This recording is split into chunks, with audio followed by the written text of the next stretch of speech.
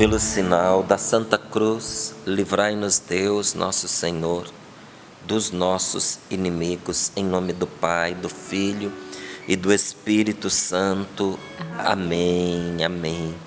Evangelho de São João, capítulo 10, versículo do 1 ao 3, diz assim a palavra de Deus: em verdade, eu vos digo, quem não entra pela porta no redil, onde estão as ovelhas, mas sobe por outro lugar, esse é ladrão e assaltante. Quem entra pela porta é o pastor das ovelhas. Para este o porteiro abre, as ovelhas escutam a sua voz, ele chama cada uma pelo nome e as leva para fora. Palavra da salvação. Glória a vós, Senhor. Mas teria outras coisas a se ler nesta passagem, muitas outras maravilhosas. São João, gente, é uma bênção de Deus para nós. Deus nos abençoa sempre, mas Ele nos abençoa através de pessoas. E quis abençoar o mundo inteiro através desse apóstolo São João. Porque esse evangelho, meu Deus, que evangelho de salvação. Mas para a gente compreender bem o que esse versículo quer dizer, por causa disso nós não vamos avançar, vamos ficar aqui. Em verdade, eu vos digo, quem não entra pela porta no redil, onde estão as ovelhas, mas sobe por outro lugar, esse é ladrão e assaltante. Quem é a porta? É Jesus. Ele diz: eu sou a porta. Quem entrar por mim será salvo. Entrará, sairá e encontrará pastagem. Em Jesus nosso Senhor há vida, em Jesus há liberdade. Ele é o acesso que nós temos ao Pai do céu. É por Jesus que a gente entra no céu. Ele é a porta estreita pela qual nós devemos passar, não é? Para entrar no céu. Quem entra pela porta é o pastor das ovelhas. Para este o porteiro abre, as ovelhas escutam a sua voz, ele chama cada uma pelo nome e as leva para fora. Não é? Há passagens que dizem assim: e as tira para fora. Eu quero chamar a sua atenção justamente sobre isso. Porque de tempos em tempos, Deus nos tira para fora. De tempos em tempos, Deus nos leva para fora. O que isso significa? O Senhor nos desinstala. O Senhor tira as nossas seguranças. O Senhor tira de nós os comodismos com os quais nós nos acostumamos no decorrer dos tempos. O Senhor nos tira para fora. E isso é algo penoso para Deus e é penoso para nós. Quando Deus nos desinstala, é penoso para Deus e é penoso para nós. Por que você diz que é penoso para Deus? Porque eu só posso dizer aquilo do qual a palavra de Deus dá testemunho. E em várias situações Deus se lamenta das coisas que acontecem com o seu povo e das decisões que Ele precisa tomar diante da dureza do coração do seu povo. E você vê que Deus sofre. Uma das passagens para mim mais comoventes do sofrimento de Deus é a que está lá em Oséias, em que ele desabafa dizendo: o meu povo é inclinado a afastar-se de mim, chamam-no para subir para o Altíssimo, mas quanto mais os chamaram, mais se afastaram. Fui para eles como um pai que pega a criança e eleva a altura do rosto, eu lhes dei de comer. Mas não entenderam que eu cuidava deles. E aí fala dos sofrimentos que experimentam todos aqueles que se afastam de Deus. E aí o Senhor fica de braços cruzados? Não, às vezes Ele precisa fazer como uma mãe que vai lá no meio da rua, pega o menino pela orelha e traz de volta para casa. Os vizinhos chocados, escandalizados, julgando a mãe. O filho berrando pelo meio do caminho, a mãe com o coração partido. Mas era isso, ou o menino se perde. Então, é penoso para Deus e é penoso para nós. Por que é penoso para nós? Porque para nós é penoso sair dos nossos costumes, dos nossos confortos, dos nossos comodismos. Mas se você ficar nisso, você perde também o gosto por viver, e Deus sabe disso. Então o que o Senhor faz? Ele nos desinstala. E como é incômodo a gente se desinstalar. E é penoso para Deus? Sim, é penoso. Porque é penoso para Deus nos causar sofrimento. Se você acha que Deus gosta de nos ver sofrer, Ele não gosta. Mas Ele sabe que é saudável para nós, é salutar, não é?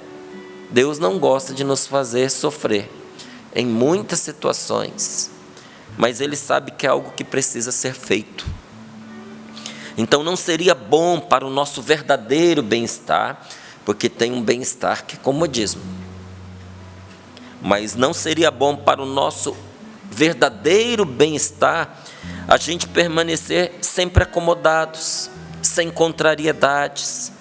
Por isso o Senhor nos tira para fora. Então nem todo desinstalar, nem todo tirar para fora é desgraça, é maldição, não, viu? Às vezes é salvação, às vezes é bênção. O Senhor nos tira da nossa zona de conforto para nos levar a lugares e situações que vão exigir muito de nós. Às vezes Deus leva a gente a lugares que parecem uma escalada daquelas, né, de perder o fôlego. A gente diz, não vai chegar nunca, as minhas pernas tremem, eu já não consigo respirar. Não é? Então o Senhor nos leva a lugares exigentes, a situações exigentes, mas que também não trarão só exigências, também nos trarão saúde, também nos trarão vida, também nos trarão verdadeira alegria. Acho que todo mundo já fez essa experiência de aceitar o convite de uma pessoa para uma caminhada, né? Para uma trilha, para uma escalada, para um acampamento no mato. Aí você vai todo empolgado, né? Para um passeio de bike. Não, é molinho. Vamos daqui a São José de bike. Nossa, muito longe. Não, de bicicleta é tranquilo, tem muita descida, você só vai no embalo. Pois é, eu acostumado a correr, sabe? Estava correndo na época, estava correndo todo dia, uns 7 quilômetros. Aí me chamaram para subir aqui na direção da Bocaina de bicicleta. Arrumaram uma bicicleta para mim, gente, como eu odiei aquilo com todas as minhas forças. Eu pedalava, aquela bicicleta não saía do lugar. E olha, com preparo físico e com fôlego. Só que os músculos que são exigidos são diferentes. Aí me falou de uma bendita, de uma cachoeira lá, que a gente nem chegou nela, graças a Deus, a gente voltou. Foi muito difícil, entende? Porque foi exigente. E ali, no meio do caminho, às vezes enquanto você está subindo, você está indo, você começa a se arrepender de ter aceitado ir. Só que aí, pelo menos, você foi convidado e aceitou. Tem vezes que Deus te leva sem você ter ainda absorvido esse convite ou essa ordem de Deus. E pelo meio do caminho você vai só penando com as exigências, com os desgastes, com os sofrimentos. Só que de tanto ser exigido, o corpo ganha preparo. Daqui a pouco você já nem sente mais aquele desconforto como antes. E aí os seus olhos se abrem para ver a beleza do caminho. Os passarinhos que ficavam mais para dentro da mata, aquelas várias tonalidades de verde que só daqui da Dutra a gente não vê. Não é? Você vai entrando pela vida no campo, Você vai vendo que existe um outro ritmo de vida diferente dos centros urbanos, porque aqui em Cachoeira Paulista a gente vive um ritmo de centro urbano. É uma cidade do interior, mas aquilo que toca canção nova e gira em torno da canção nova tem muitas vezes um ritmo de cidade grande. Aí é tão bom quando você vai um pouco mais para dentro e percebe que a vida desacelera, sabe? E de repente você encontra uma paz que no meio da agitação você não tinha. Mas precisou Deus te arrastar para ali, para você ter saúde, para você ter vida, para você experimentar uma alegria diferente dessa alegria do cotidiano com a qual você está acostumado.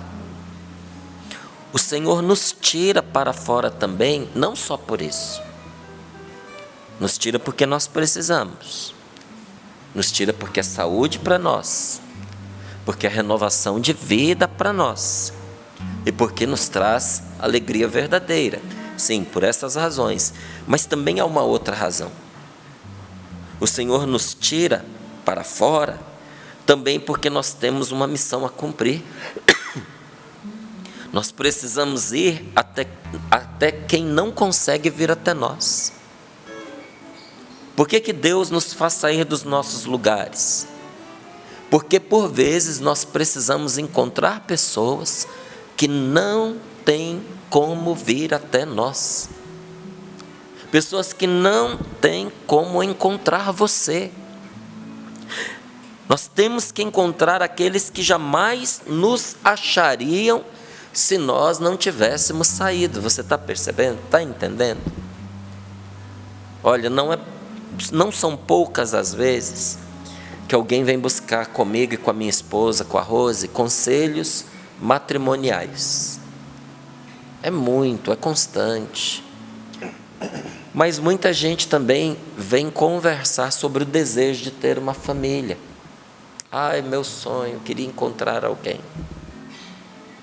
Queria encontrar alguém como a sua esposa. Queria encontrar alguém como seu marido. Queria encontrar uma pessoa boa, uma pessoa sensata, coerente, uma pessoa de Deus.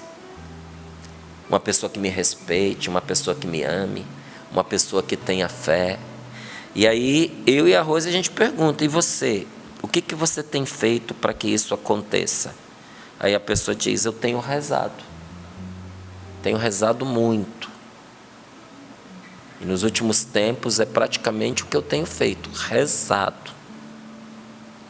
E aí a gente olha para a pessoa e diz, você não vai conseguir. Porque só rezando, sem fazer a parte que lhe cabe, você não vai conseguir. Porque a gente não reza para obrigar a Deus a fazer o que a gente deveria estar fazendo. Porque tem gente que acha assim, que a oração move montanhas, porque ela vai rezando e Deus vai lá trabalhar no lugar dela. Entende? Vamos orando que o Senhor fará. Vamos orando que o Senhor fará. E eu só imagino o Senhor lá, olhando, dizendo assim, vai esperando, porque você não faz a parte que lhe cabe. Qual é a parte que você está falando? Sai. Vai para fora.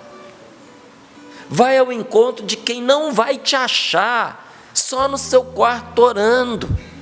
Ah, mas Paulo estava orando num quarto e Ananias estava orando no outro. Eu lhe pergunto, os dois se casaram? Um namorou o outro? A situação era completamente diferente, extraordinária, fora do normal.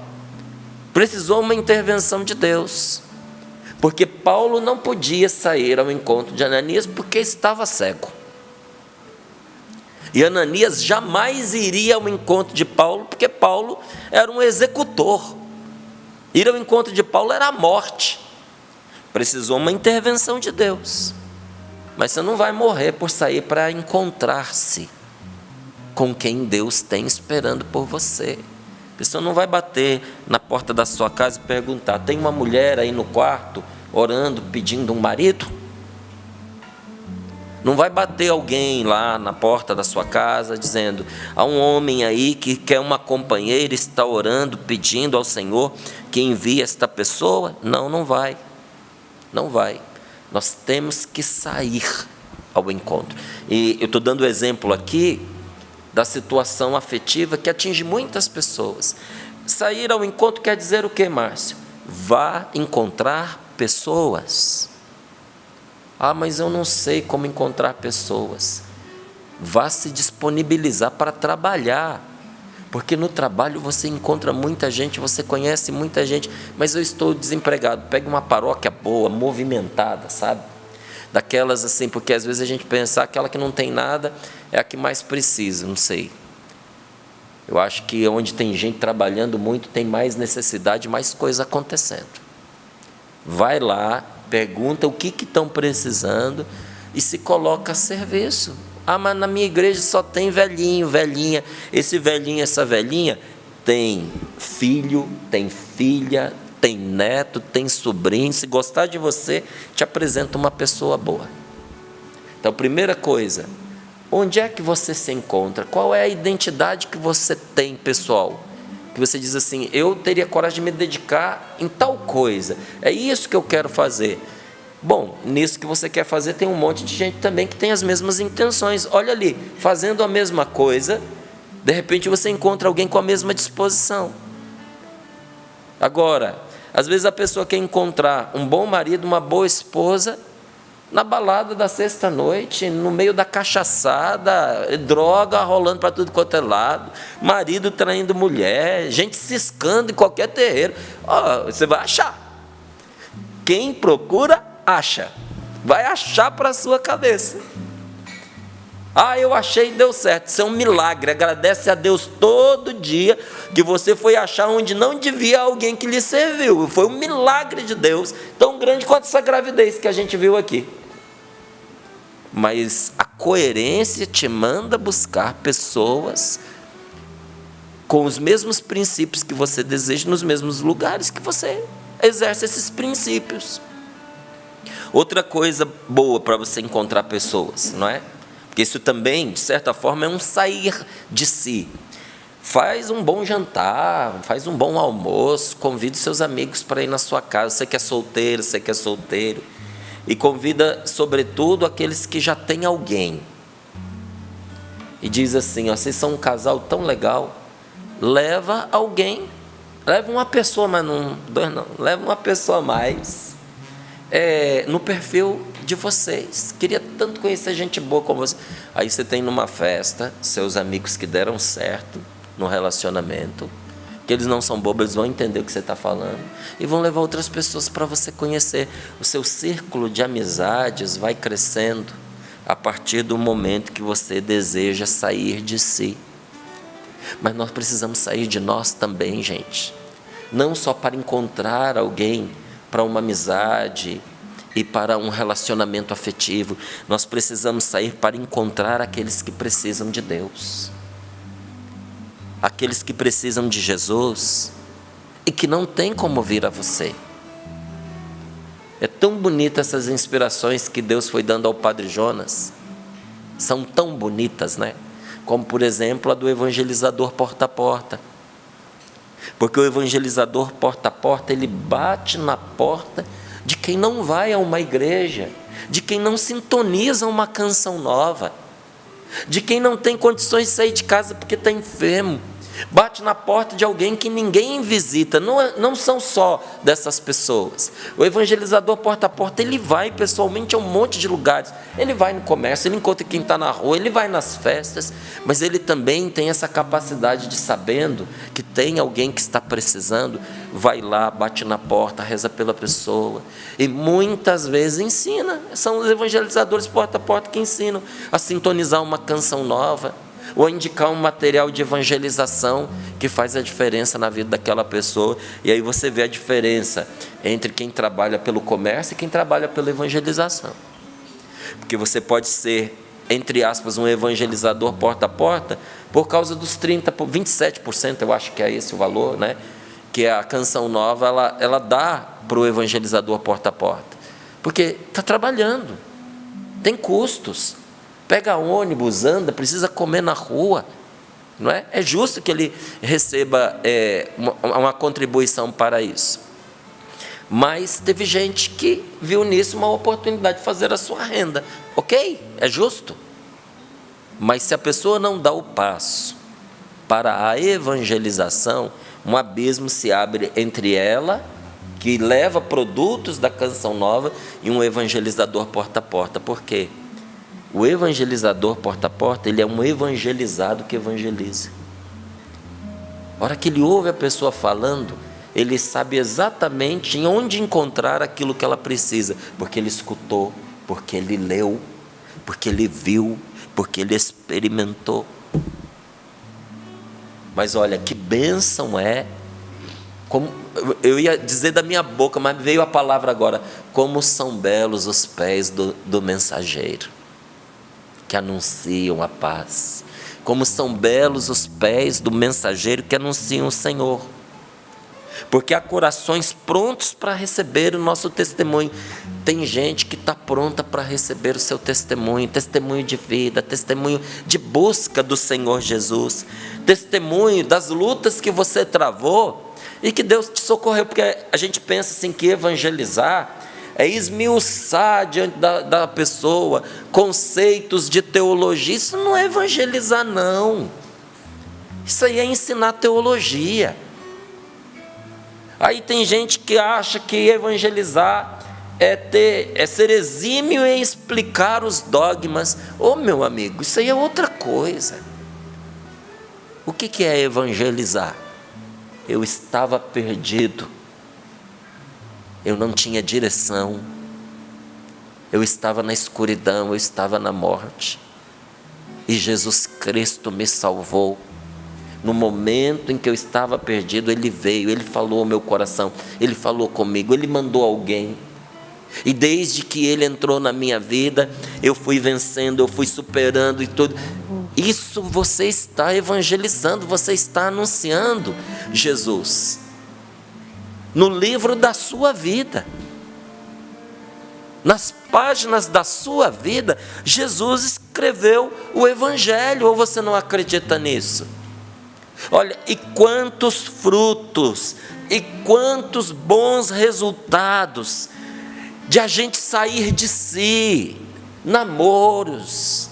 Olha, eu nunca teria conhecido a Rose, se no momento em que eu morava no Rio de Janeiro, o Padre Jonas não me tivesse arrancado de lá e me mandado para São Paulo. Porque foi assim que aconteceu. Eu ainda não tinha terminado a filosofia. Eu estava no seminário, já estava me sentindo meio confuso, meio perdido, porque eu sempre fui adiantado. Eu estava na filosofia, eu já estava pensando como é que seria a minha vida de verdade como padre. Eu não espero chegar na beira do caminho para eu pensar, não. Aí eu fiquei imaginando a minha vida como padre e fui vendo detalhes. Eu falei, opa, isso não é para mim, não. E comecei a dar notícia para o Padre Jonas que aquele caminho não estava muito legal. Depois do segundo balanço que eu mandei para ele, sabe, dizendo de que eu não estava me encontrando, e que inclusive lá no seminário eu não estava me sentindo muito bem, e que eu já estava ficando meio nervoso com algumas coisas, ele me catou lá no Rio de Janeiro e me mandou para São Paulo. Eu não esperava, eu não gostei, eu não queria, porque eu não queria continuar no seminário. Mas o que me impedia de continuar os trabalhos de evangelização no Rio de Janeiro? Nada. Quando eu conversei com o Padre Jonas, o próprio Padre Jonas me disse que aquelas razões que ele tinham se desfacelado diante dos olhos dele, mas que eu já estava remanejado para São Paulo. E eu disse, mas eu vou sim. E nos abraçamos, fui para São Paulo e lá eu encontrei a Rose, porque Deus me fez sair. Me perdoe a redundância, que é gritante, sair para fora. Ele me tirou para fora de toda aquela situação. Quantos frutos na minha vida, na sua, namoro, casamento, amizades, vocações, brotaram dessas tiradas para fora. O Senhor tirou para fora. Então vamos respirar fundo. Respira fundo. Vamos nos encher de confiança, porque se o Senhor nos leva para fora da segurança do aprisco, aqui a segurança do aprisco são as nossas seguranças. Qual é a segurança de uma ovelha à noite? A segurança dela é ficar no aprisco, é o quartinho dela. O pastor dorme ali, senão o lobo entra. Então ela tem as seguranças dela que são o aprisco, as outras ovelhas e o pastor. Mas as outras ovelhas, aparece o lobo, elas correm. A que pegou fica sozinha, não é? Que foi pega. Aí quando tira a ovelha para fora do aprisco, a segurança das paredes cai. Mas resta a única e fundamental segurança: o pastor está com elas, o Senhor está conosco. Então, se o Senhor nos tira das nossas seguranças, é porque ficar dentro delas não seria o melhor. Você entendeu? Se rompeu a casca de alguma segurança sua, é porque ficar dentro não seria o melhor para você. Não seria. Se a mão poderosa do Senhor nos tira para lugares e caminhos desconhecidos, é porque isso é bom.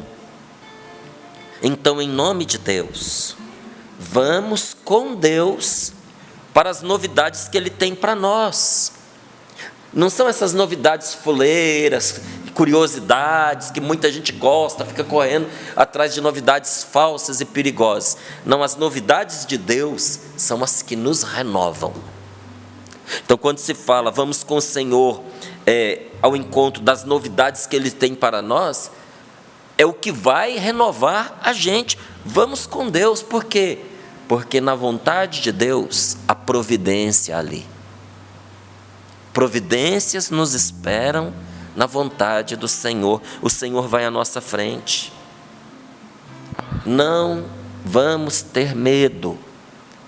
Não tenhamos receio, angústia das novidades de Deus. Por quê? Porque o que quer que nos espere pelo caminho será encontrado primeiro por Jesus. Ele vai à frente. O que está no caminho esperando por nós, seja coisa boa ou seja armadilha, primeiro vai ter que se encontrar com Jesus, vai ter que passar por Ele. Olha, eu sei que tem pessoas que têm dificuldade com Nossa Senhora. Um prejuízo para você se você tem dificuldade com ela, porque eu peço para ela: a Senhora vai à frente. E eu, na minha oração, ninguém me ensinou isso não. Foi como Deus me inspirou a rezar. E eu peço ao Senhor que em todo ataque do demônio contra mim, que ele encontre a Cristo, mas ele encontre Nossa Senhora também. Vai ter que topar com Maria, vai ter que passar por ela, e não passa. Porque o calcanhar dela não erra a cabeça do diabo. Não erra. Ele tem medo dela. Ele odeia Nossa Senhora. Mas ele tem medo dela, porque o diabo não pode nada, mais nada contra Nossa Senhora. E ela tudo pode contra ele. Pode esmagar-lhe a cabeça. Então, o que quer que nos espere pelo meio do caminho, Jesus vai encontrar primeiro. Para você entender, você que é do campo sabe disso. Às vezes a gente vê a pessoa no campo, andando, e vai com uma madeira na mão, quebra um galho, vai com ele, mexendo ali. A gente acha que isso é brincadeira, a gente acha que é para tirar foto, para poder postar, a pessoa com o galhinho lá, segurando como se fosse um cajado. Não, amigo, é porque tem cobra. O pauzinho que a pessoa leva é porque ele vai mexendo no mato. Se tiver cobra, ela foge. E aí quem vem atrás não precisa usar o cajado, porque aquele que está à frente com o báculo, com o cajado, com a vara, já foi espantando os perigos do caminho. Normalmente quem faz isso é o mais experiente. Jesus está à frente, varrendo o caminho. Não tenha medo dos perigos. Quem tem fé consegue ver Deus à frente, consegue reconhecer Deus no que está acontecendo. E se você não consegue enxergar nas coisas a presença de Deus, então é perigoso avançar por esse caminho. Se você não está vendo Deus ali, não vai não. Não vá onde você não está vendo Deus à frente. Não vá, porque é perigoso. Para a gente já ir encerrando, entenda uma coisa. Escute com ânimo. Escute com alegria. Jesus já enfrentou todas as dificuldades que agora Ele nos pede para enfrentar. Tudo isso que Deus está pedindo para você passar, nosso Senhor Jesus Cristo já enfrentou. E Jesus nunca te pediria para você passar por isso, se nosso Senhor não estivesse certo de que não são coisas difíceis demais para você. Não são difíceis demais. Nada disso que você está enfrentando está acima das suas forças. Nada, nada, nada. Assim é a vida de quem caminha na bênção. Como é que é a vida de quem caminha na bênção? Nada está acima das suas forças quando você caminha na bênção. Quem caminha na bênção não se angustia com as ameaças à frente.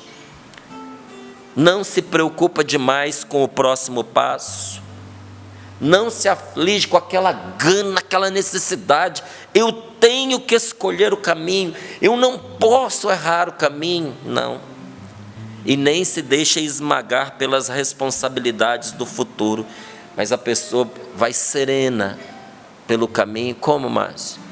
Seguindo os passos de Jesus, que tem a vara na mão e está varrendo o caminho. Vai sereno, vai tranquilo, vai em paz, seguindo os passos do Senhor Jesus, um passo de cada vez. No Oriente, o pastor ia sempre diante das ovelhas. Um dia você vai ter oportunidade, quem sabe, né? Eu tenho feito sempre esse convite aqui para a gente ir em 2027. No Pentecostes 2027, nós irmos à Terra Santa. Vamos juntos.